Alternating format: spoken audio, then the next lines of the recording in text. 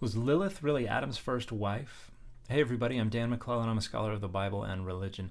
And the word Lilith only pops up once in the entire Bible, and that is in Isaiah 34:14, which is a text that is rattling off the different kinds of creatures that inhabit the uninhabitable wilderness at the periphery of civilization and God's purview. And there are malevolent divine creatures among them, including Lilith, which is a Hebrew borrowing from the Akkadian term Lilitu, which ultimately comes from Sumerian Lil. And in the Akkadian literature, Lilitu describes a class of deity that is associated with deviant feminine sexuality that preys on men. Now, in later Jewish tradition, we're going to find Lilith described as Adam's first wife in the Garden of Eden, but we've got to understand how the tradition got there. And it starts with early Jewish tradition that is trying to harmonize the two different creation accounts in Genesis 1 and in Genesis 2 and 3. And one of the methods for harmonizing these two accounts is to see the creation of Eve in Genesis 2 as happening after the creation of man and woman, which occurs simultaneously in Genesis 1:27. In other words, Eve was not the first woman created. There was someone before Eve. And so you had this tradition in circulation regarding someone else who was created before Eve for Adam.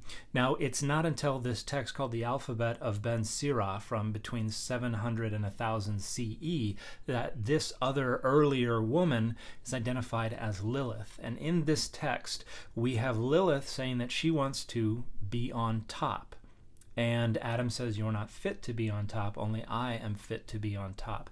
And this is very clearly a reference to sexual positions which were associated with a social hierarchy of domination. And Adam is saying, no, a woman cannot be on top, a man must be on top. And this is in keeping with long-standing traditions from Mesopotamia, from early Jewish literature, and elsewhere that saw a man taking a subordinate, submissive sexual position as inappropriate. The Mesopotamians said that it robbed a man of his vitality for a month.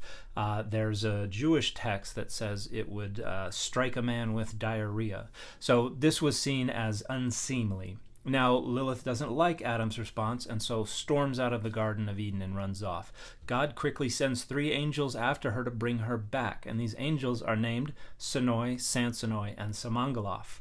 And they confront Lilith, and she says, nope, not going back. I am going to torment men with my deviant sexuality, and I'm also going to afflict newborn babies with illness and with death.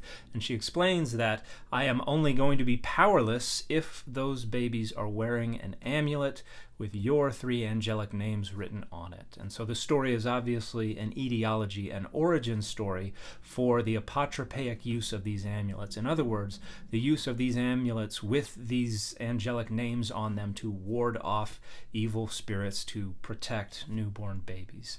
And that is where the idea of Lilith as Adam's first wife comes from. If you'd like more info on Lilith, the Dictionary of Deities and Demons in the Bible has a handy entry. It begins on this page at the bottom of the left column and ends on the bottom of the right column here.